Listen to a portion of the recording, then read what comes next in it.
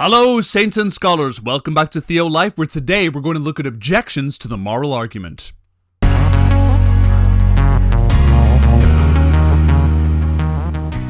The objections we'll consider today is first, morality is just an opinion, second, moral relativism, 3, that God himself is immoral, or 4, that the existence of atheistic morality. Objection number 1, morality is just an opinion. Some people argue that because we can only note the measurement of reality internally, it must just be an internal process. An internal process like an opinion. In my opinion, Star Trek Next Generation was way better than the original Star Trek. It's okay if you disagree with me, you're just wrong. Now, there is of course no external way for us to measure which one of these is better. It exists within us, so it must just be an opinion. Something like, what's your favorite color or favorite flavor ice cream? And since all of these internal ideas are generally just opinions, maybe morality is just an opinion. Since it cannot be measured by something physical like time or distance or weight, does it even really exist on an objective basis? Yet this argument would be an example of a false analogy.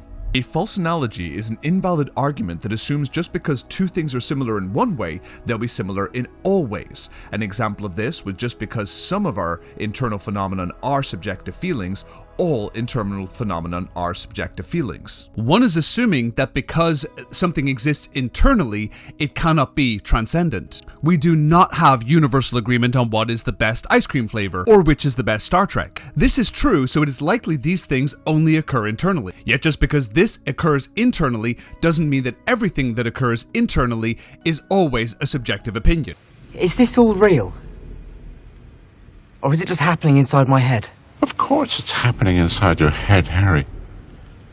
Why should that mean that it's not real?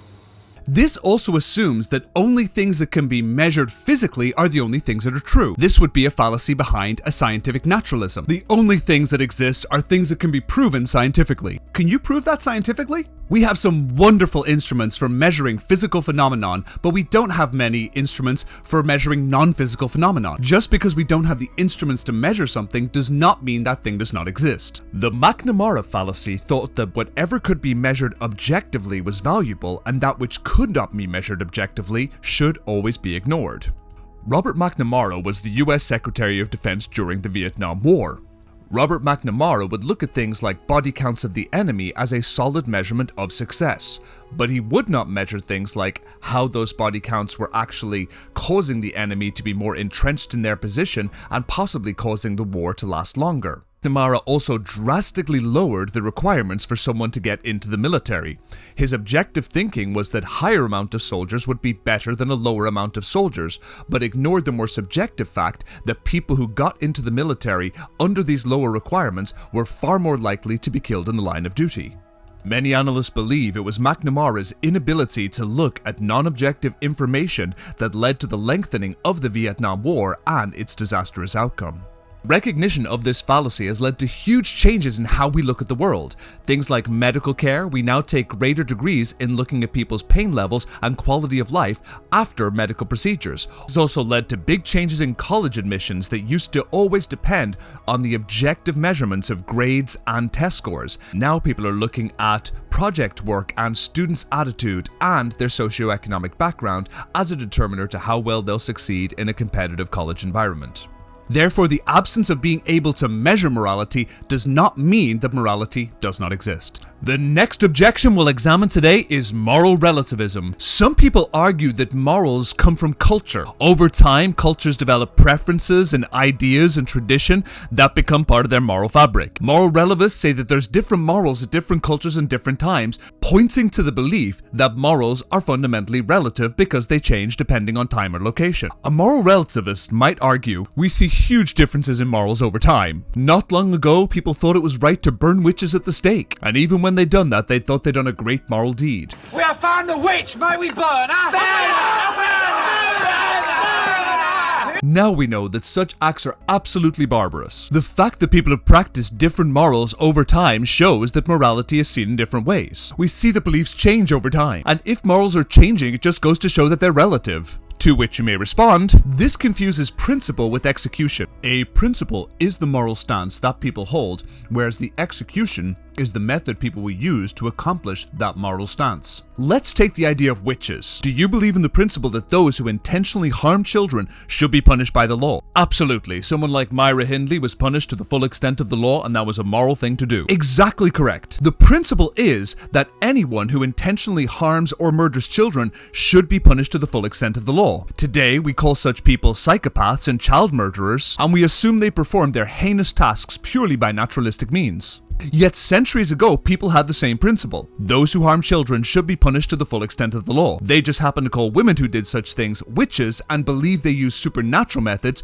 to accomplish their ends. They had the same principle but a different execution. Cultures have the same principle but different executions in how they go about practicing their deeds. Let's look at this a different way. Konnichiwa, watashi no namae wa Patrick Stitt desu. Watashi wa Airlandojin desu. Yoroshiku onegai shimasu. Hello, my name is Patrick Stitt. I'm Irish. It's very nice to meet you. What I just did had the same principle but different execution. I said the exact same phrase in two different languages. Both languages share the principle that we communicate ideas through symbols and noises. The principle is the same, but the execution uses different symbols and different noises to communicate the same ideas. We see a similar discussion today in the United States related to healthcare. Let's take someone suffering from cancer. Everyone wants this person to receive the best care possible so that their illness can be healed. Yet the treatment of this terrible disease is incredibly expensive. Some believe that cancer funding should be done through private insurance and voluntary charity. Others believe the government should have a larger hand in funding this healthcare. This would be an example of sharing a common principle but different execution. Everyone agrees with the principle that healthcare should be treated to the best of our ability, yet the execution and how that should be funded varies wildly. Often moral relativism depends on different approaches to achieving the same principle, and it merely confuses principle with execution. We should also note that looking at culture as the ultimate arbitrator of morality can cause its own ethical problems. This problem is known as the reformer's dilemma.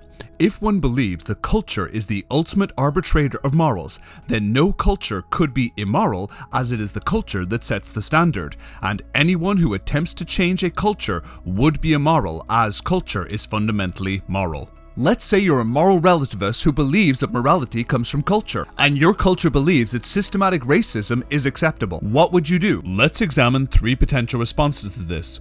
The first one is the culture is the arbitrator of moral truth and should not be changed. One could say the culture is always right, therefore we should accept systematic racism. This would make you an immoral person. A second response would be to accept the culture is right but should be changed.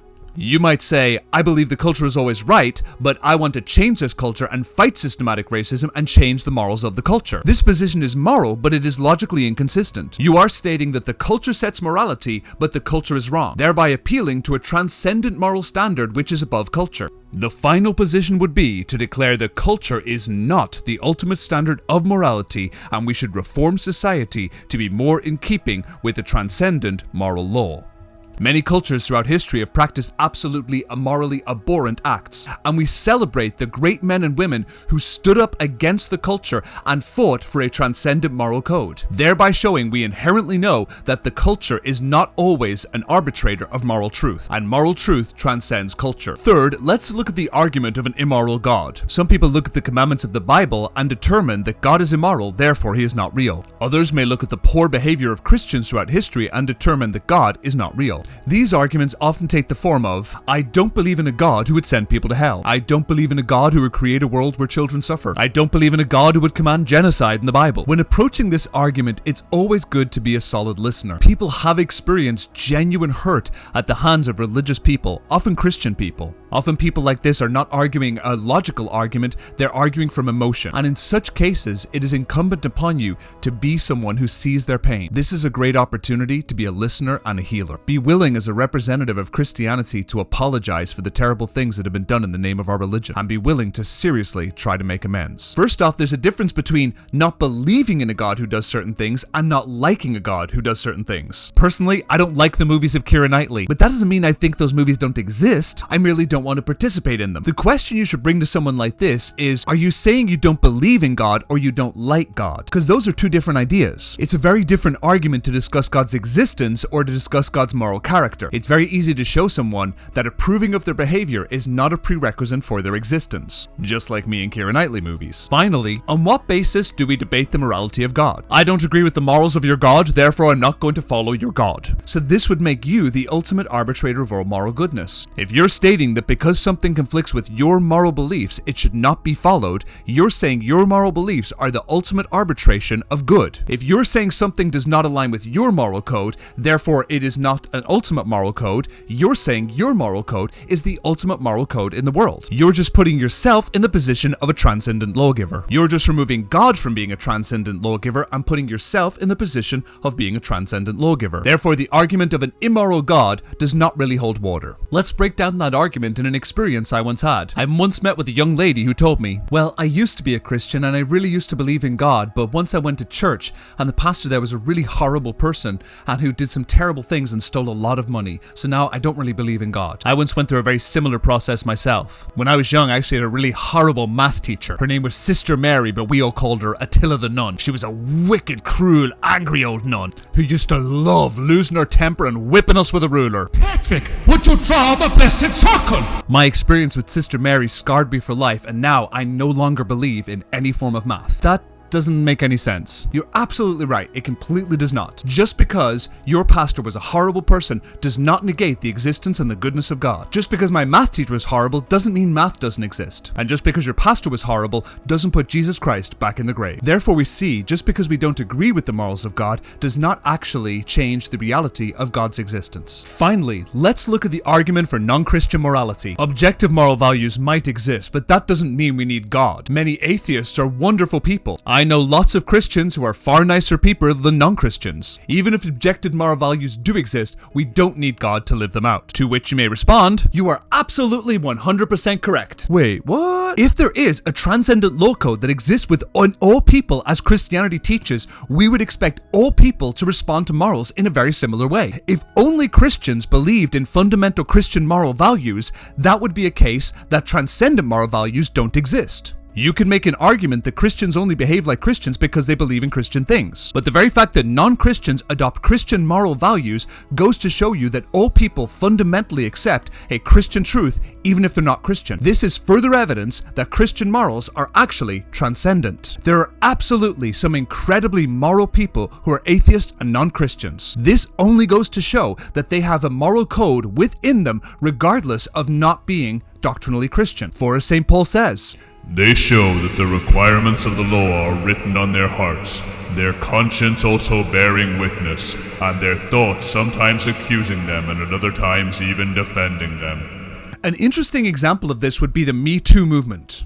The Me Too movement was a phenomenal movement that stood up against abuse that women often suffer. Unlike movements to end slavery or feed starving children, which are usually associated with Christian movements, this was started completely as a non-Christian movement. Yet the movement assumed Christian moral values. Fundamental to Christian doctrine is that women are made in the image of God and have dignity, choice, and agency. The Me Too movement did not base its ideas on nature because in nature, sex often happens without consent. But the Me Too movement also did not base its moral values on culture as they were intentionally trying to change the culture. The Me Too movement was not started by Christians, but assumed a transcendent law code given in Christian morality. Therefore, atheists and non-Christians who are decent moral people are further testimony of a transcendent law code. So what do you think? Were any of the arguments given today solid evidence against a transcendent lawgiver? Let me know because you decide.